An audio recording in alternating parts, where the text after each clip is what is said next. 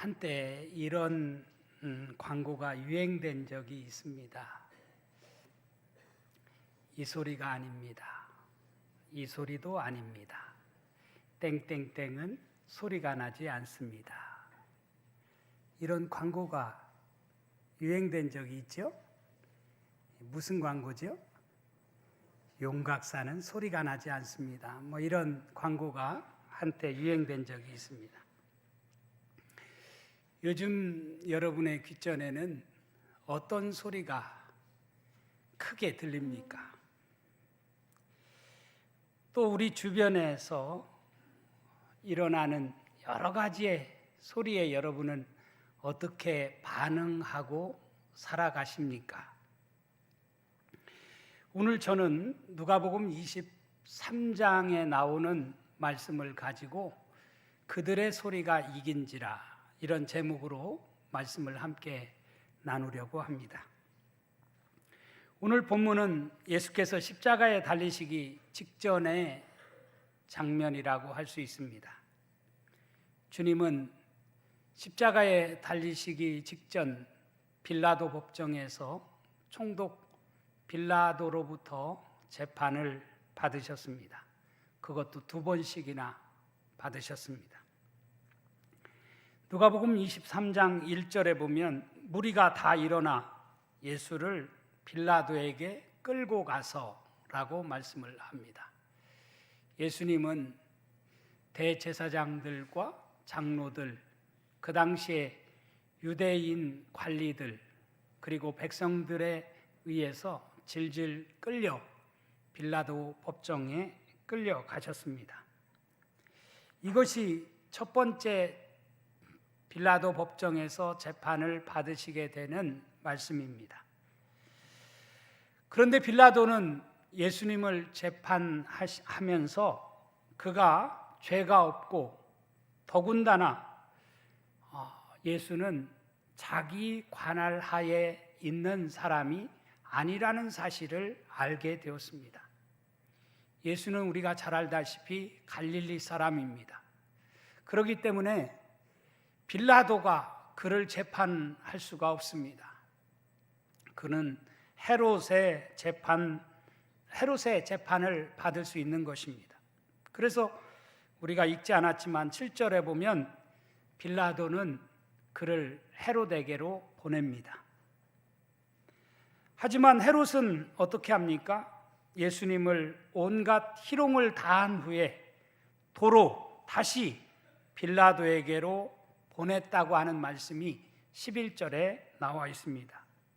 헤롯이 그 군인들과 함께 예수를 업신여기며 희롱하고 빛난 옷을 입혀 빌라도에게 도로 보내니 이렇게 말씀하고 있습니다. 마치 핑퐁 게임 하듯이 빌라도는 헤롯에게, 헤롯은 빌라도에게 서로 책임을 전가하는 그런 양상입니다. 이렇게 해서 주님은 빌라도 총독 앞에서 2번씩이나 재판을 받게 됩니다. 그렇지만 앞에서도 말씀드린 것처럼 총독 빌라도는 예수가 아무 죄가 없으시다는 것을 알았습니다. 4절 말씀에 보면 빌라도가 대제사장들과 무리에게 이르되 내가 보니 이 사람에게 죄가 없도다 하니, 내가 보니 이 사람에게 죄가 없도다. 빌라도는 그가 죄가 없는 것을 알았습니다. 또 오늘 우리가 읽은 14절 말씀에도 보면 이르되 너희가 이 사람을 백성을 미혹하는 자라 하여 내게 끌고 왔도다. 보라 내가 너희 앞에서 신문하였으되 너희가 고발하는 일에 대하여 이 사람에게서 죄를 찾지 못하였고, 아무리 유대인들이 예수를 죽여야 한다고 소리를 쳤지만 빌라도가 볼 때에는 이 사람은 죄가 없는 사람이라고 하는 것을 알았습니다. 22절에 가서 또 보면 빌라도가 3번째 말하되 이 사람이 무슨 악한 일을 하였느냐? 나는 그에게서 죽일 죄를 찾지 못하였나니 때려서 놓으리라 하니. 세 번째 말하되 한 번도 아니고 두 번, 세 번씩이나 거듭거듭 빌라도는 그에게서 죽일 죄를 찾지 못하였다라고 말하고 있는 것을 볼 수가 있습니다. 그런데도 결국 예수님은 어떻게 되었습니까? 성난 군중들에 의해서 십자가에 달려 죽고 말았습니다. 혹시 여러분 안토니오 치세리라고 하는 분이 그린 저 유명한 작품을 아마 보신 적이 있으리라고 생각합니다. 저 앞에서 성난 군중들을 바라보면서 한 손은 예수를 가리키면서 이 사람을 보라 라고 말하는 빌라도 법정, 빌라도의 모습을 그린 작품입니다. 저 작품에서 보듯이 빌라도는 어떻게든 예수는 십자가에 달릴 죄인이 아니다 라고 하는 것을 항변하고 있습니다. 그래서 저 작품을 가리켜서 빌라도의 변명 이런 제목을 붙이기도 합니다. 빌라도는 그래서 명절 때가 되면 죄수 한 사람을 놓아주는 전례에 따라 예수를 풀어주기 위해서 그 당시에 강도요, 폭군으로 알려졌던 바라바를 앞세워서 예수를 놓아주려고 했습니다. 그렇지만 성난 군중들은 그런 빌라도의 말을 듣지 않았습니다. 21절 말씀에 보면 그들은 소리질러 이르되 그를 십자가에 못 박게 하소서, 십자가에 못 박게 하소서 하는지라. 당시 바라바는 아주 무서운 흉악범이었습니다. 요한복음 18장 40절에 보면 바라바는 강도였더라 라고 말합니다. 마가복음 15장 7절에는 밀란을 꾸미고 그 밀란 중에 살인하고 체포된 자라고 말하고 있습니다. 마태복음 27장 16절에서는 유명한 죄수라고도 말합니다. 오늘 본문 누가복음 23장 19절에서는 이 바라바는 성중에서 밀란과 살인으로 말미암아 옥에 갇힌 자라고 말합니다. 이처럼 대단히 무서운 흉악범인 이 바라바를 놓아주고 예수를 십자가에 못 박아야 한다고 사람들은 고래고래 소리를 질렀습니다. 오늘 우리 23절 말씀 다시 한번 같이 읽어볼까요? 시작. 그들이 큰 소리로 재촉하여 십자가에 못 박기를 구하니 그들의 소리가 이긴지라. 아멘. 그들이 성난 군중들이 큰 소리로 재촉하여 십자가에 못 박기를 구하니 그들의 소리가 이겼다라고 말씀을 하고 있습니다. 여러분, 당시 빌라도 법정에 모여든 군중들은 선이냐 악이냐, 진리냐 거짓이냐라는 선택의 갈림길에서 선을 선택한 것이 아니고 악을 선택했습니다. 진리를 선택하지 아니하고 불의를 선택했습니다. 그렇다면 왜 저들은 예수를 선택하지 않고 바라바를 선택했을까요? 한마디로 말하면 자기들의 욕망을 채우기 위해서입니다. 자기 기득권을 채우기 위해서였습니다. 여러분, 오늘 우리는 어떻습니까? 2000년이 지난 오늘 우리들의 모습은 어떻습니까? 우리 역시 때로는 내 욕심을 채우기 위해서, 내 기득권을 유지하기 위해서 우리도 진리를 따르지 않고 거짓을 쫓아 살아갈 때가 많이 있습니다. 정의를 추구하지 않고 불의를 눈감을 때가 많이 있습니다. 평화를 이루기보다는 폭력을 일삼을 때가 많이 있습니다. 어쩌면 이것이 오늘 우리들에게 보여주고 있는 누가복음 23장의 모습이라고 할 수 있습니다. 때로는 군중들의 소리가 진리를 압도할 때가 있습니다. 그리고 침묵은 결국 불의를 정당화시키는 결과를 가져올 때가 있습니다. 그렇지만 여러분, 그럼에도 불구하고 분명 하나님의 뜻은 이루어진다는 사실을 우리는 성경을 통해서 깨닫게 되어집니다. 저는 그런 의미에서 오늘 이 말씀을 통해서 세 가지를 우리가 다시 한번 깨닫는 이 시간이 되었으면 좋겠습니다. 첫째, 군중들의 소리는 때로 진리를 압도한다는 사실이에요. 그렇지 않습니까? 불과 며칠 전까지만 해도 예수께서 예루살렘에 입성하실 때 저들이 어떤 반응을 보였습니까? 저들은 큰 소리로 외쳐 호산나를 외쳤습니다. 호산나 다윗의 자손이여 찬송하리로다. 주의 이름으로 오시는 이여 가장 높은 곳에서 호산나 하더라. 저들은 종려나무 가지를 흔들면서 예수를 메시아로 열렬히 환영을 했습니다.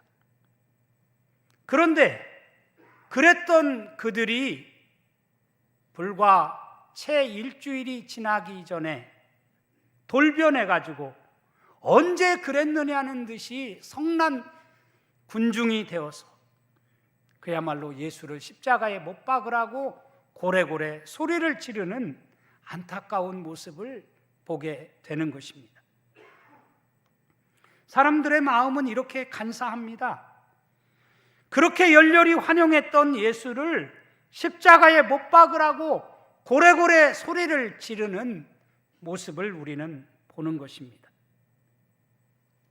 이처럼 군중들은 종종 진리가 아니라 감정에 따라 움직입니다. 역사적으로 보면 이런 일들은 수없이 많이 있었습니다. 19세기 프랑스에서 있었던 드레피스 사건이 대표적인 사건입니다. 한 유대인 장교가 간첩으로 몰려 재판을 받았어요. 증거가 부족했지만 여론이 이미 그를 범인으로 만들었습니다. 사람들은 거리에서 배신자를 처벌하라고 아우성을 쳤습니다. 결국 그는 억울하게 유죄 판결을 받고 말았습니다. 수년 후에야 진실은 밝혀졌습니다. 오늘 본문도 마찬가지예요. 빌라도는 죄가 없다는 것을 분명히 알았습니다. 그렇지만 성난 군중들의 목소리가 빌라도 법정을 뒤덮었어요. 그래서 성경은 오늘 우리에게 말씀하고 있죠. 그들의 소리가 이긴지라. 사랑하는 성도 여러분, 오늘날도 마찬가지입니다. 세상은 종종 진리보다 큰 목소리를 따릅니다. 정의보다 여론을 따릅니다. 오늘 신앙생활을 한다고 하는 우리들도 마찬가지예요.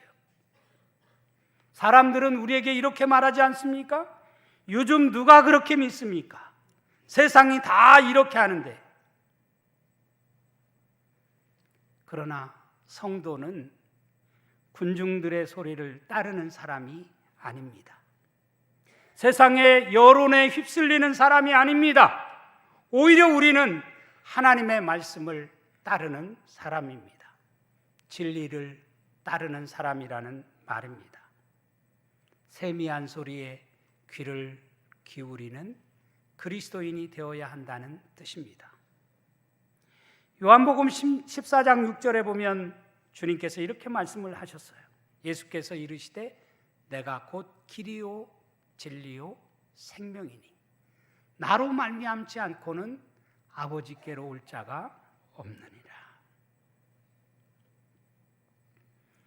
두 번째, 침묵하는 것은 어쩌면 불의를 정당화시키는 결과를 가져온다라고 하는 사실을 오늘 본문은 우리에게 똑똑히 가르쳐 줍니다. 예수를 십자가에 못 박은 장본인은 누가 뭐라고 해도 바로 본디오 빌라도입니다. 빌라도는 예수님이 무죄라는 사실을 분명히 알았어요. 그런데 그는 결국 어떻게 합니까? 예수에게 사형 언도를 내렸고 십자가형을 내린 사람이 바로 본디오 빌라도입니다. 나는 이 사람에게서 죄를 찾지 못하였다고 3번씩이나 거듭거듭 강변했지만 그는 결국은 자신의 생각을 접고 예수를 십자가에 못 박는 어처구니 없는 짓을 행하고 말았습니다. 왜 그랬을까요? 성난 군중들을 의식했기 때문이죠. 자신의 권력을 잃을까 두려웠기 때문이죠. 폭동이 일어날까 두려웠기 때문입니다. 그래서 그는 정의를 선택하지 못하고 불의를 선택했습니다. 진리 앞에서 눈을 감고 만 것입니다. 그래서 오늘 우리는 사도신경으로 신앙 고백하면서 본디오 빌라도에게 고난을 받으사 십자가에 못 박혀 죽으시고 라는 고백을 하는 것입니다. 왜냐하면 그 당시에 예수를 십자가형에 처할 사람은 오직 본디오 빌라도 한 사람이었기 때문입니다. 오늘 우리도 세상을 살면서 이런 선택을 할 때가 참 많이 있습니다. 마르틴 디멜로라는 목사님이 계셨어요. 독일 루터교 목사이자 반나치 운동가였습니다. 그렇지만 디멜로 목사님은 원래는 아주 보수주의자였고 아돌프 히틀러의 적극 지지자였습니다. 그런 그가 히틀러가 하는 일을 보고 나치에 반대하는 그런 운동에 참여하게 되었고 고백교회를 설립한 사람이 되었습니다. 나치에 물든 독일 개신교회를 비판하는데 앞장서게 되었습니다. 그는 나치 시대를 회고하면서 그의 이런 글을 남겼습니다. 그들이 공산주의자를 잡아갈 때 나는 침묵했다. 나는 공산주의자가 아니었기 때문이다. 그들이 유대인을 잡아갈 때 나는 침묵했다. 나는 유대인이 아니었기 때문이다. 그들이 교회를 공격할 때 나는 침묵했다.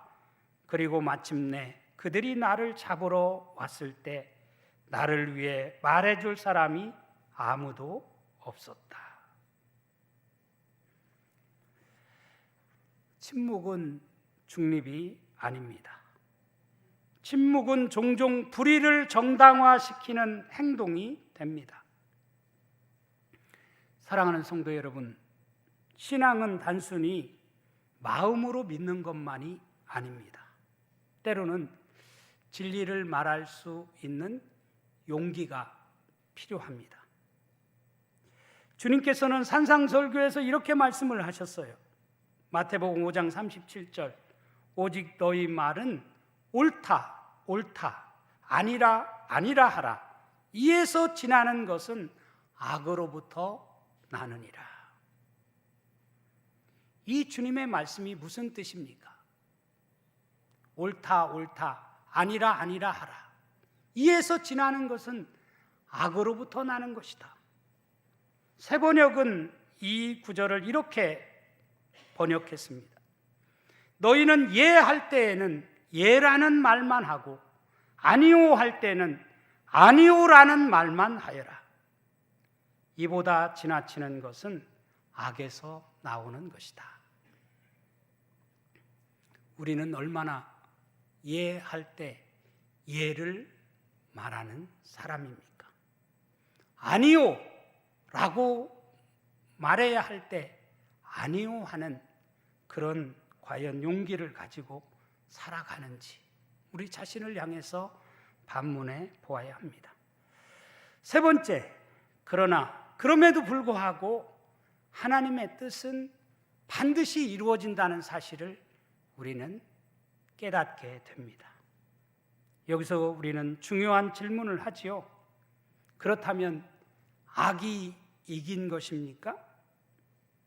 그들의 소리가 정말 승리한 것입니까? 우리는 질문을 하게 됩니다. 그들은 자신들이 승리한 줄 알았어요. 예수를 십자가에 못 박았으니까 모든 것이 끝났다고 생각했습니다. 그래서 당시 군중들은 자신들이 승리한 줄 알고 날뛰었습니다.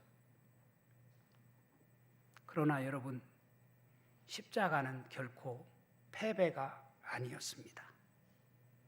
십자가는 하나님의 구원의 계획이었어요.